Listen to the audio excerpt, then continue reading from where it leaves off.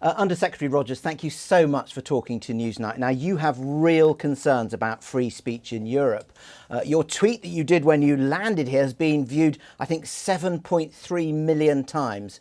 And one of your big concerns here in the UK is the Online Safety Act, which you've described as a monstrosity. Let me ask you, what is wrong with a law that wants to stop children seeing content that depicts child sex abuse or promotes self-harm? Nick, thank you so much for inviting me. I think the tweet is up to about 12 million last I checked. And there's nothing wrong with wanting to protect kids. We all want that. America's point is that censoring adult political speech is not the best way to protect children, and it may actually be the worst way, because Katie Lamb's speech, for example, on the floor of Parliament about grooming gangs, that was censored under the Online Safety Act. And when we inhibit open political debate on issues critical to child safety, we put kids in danger. So that's my first point, but I have two more to make. The second is that the reason America is raising this issue now isn't just that we want to lecture foreign publics about their laws. We think censorship by Britain in Britain is misguided. But censorship by Britain in America, which is what Ofcom is attempting under the Online Safety Act, is not tolerable, it's not tenable, and it's not going to happen. And so when you try to enforce that law extraterritorially, we force this conversation.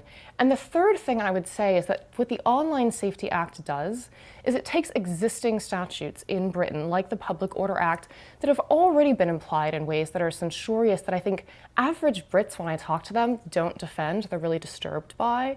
They're disturbed by footballers getting sentenced to prison for tweets. They're disturbed by comedians getting dragged out of the airport for questioning transgender ideology. They're disturbed that a man standing on a sidewalk near an abortion clinic with his hands clasped in silent prayer, not bothering any of the patients, not obstructing the clinic entrance. That man, Adam Schiff Connor, was approached by British police who asked him, quote, "What is the nature of your prayer today?" And when he told them he was praying for his aborted son, they arrested him.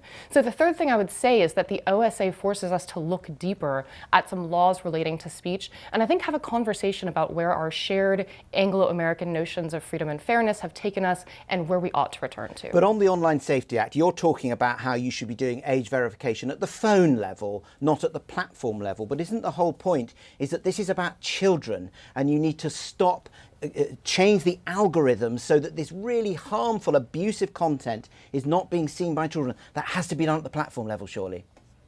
Well, I don't agree that it has to be done at the platform level, and I think that the device level is much more effective, Nick, because your device knows everything about you. I know if you're like me, you wake up in the morning and the first thing you do is look at that phone. It knows your credit card number, it knows your age, it could probably reconstruct your entire personality, it recognizes your face.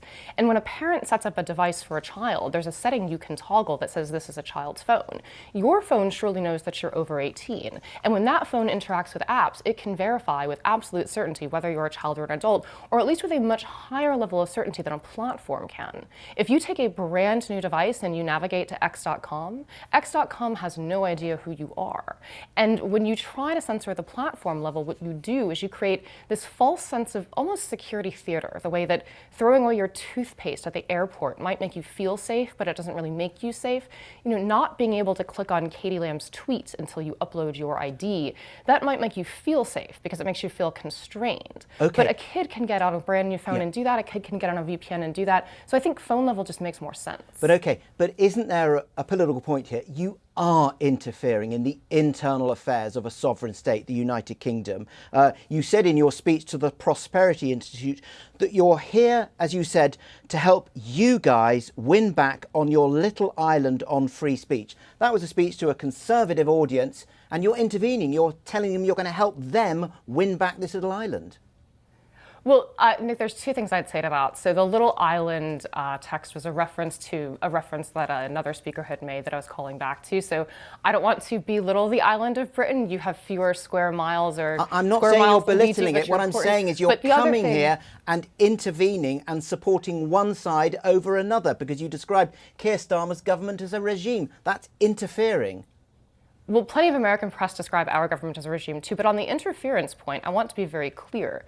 I'm not a Brit, I'm not going to vote in British elections, but I'm opining on issues in British law that British authorities have decided should directly apply to America. And given that the Labour Party, a Labour Party official boasted on LinkedIn about mustering support for Kamala Harris in our last election, your public officials have opined on our affairs, and you invited me on this program in the wake of a tour into national security strategy on which many British officials have been quite vocal. I think this is natural. We have a special relationship. We have a lot of conversations with each other as countries. And of course, America has views on values and interests that our countries have long shared, and that we're trying to kind of revitalize in Britain because we think we want Britain to be stronger so that it can be a stronger ally for us.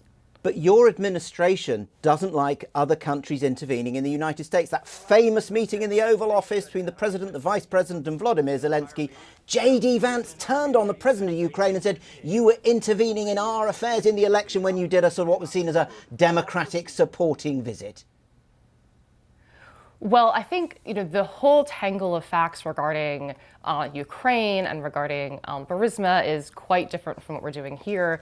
But there have been documented instances in the past of other countries directly meddling in U.S. elections. There was actually a case before our Federal Election Commission when another branch of the Labour Party or instance of the Labour Party in Australia directly gave money and staff to support socialism here.